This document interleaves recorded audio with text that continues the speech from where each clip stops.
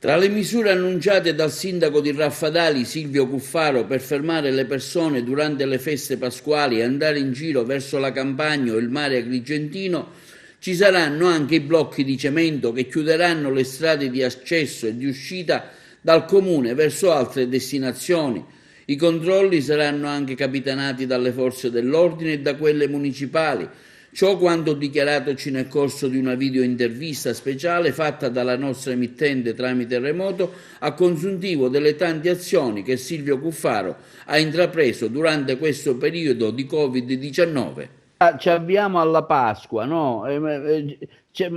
Molti sindaci si sono preoccupati perché tra Pasqua e Pasquetta potrebbero, diciamo, esserci dei movimenti, insomma, verso le campagne, verso... D'altronde Guarda, è la prima volta che la Pasqua si vive così, diciamo, in maniera così povera, insomma.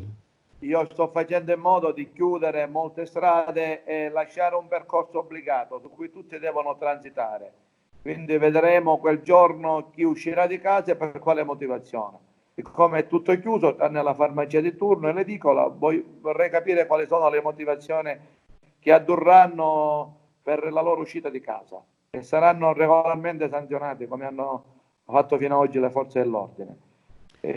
Già ho ordinato 50 blocchi di cemento, quindi bloccherò la qualsiasi, saranno tutti costretti a prendere un percorso obbligato e quindi nessuno, tranne che vogliono andare in campagna a piedi, ma nessuno con l'automezzo riuscirà a non essere controllato. Dove li metterà questi blocchi? Stiamo studiando già con il comandante dei vigili urbani per uscire fuori dal paese, in modo tale che si esce solo da un percorso obbligato.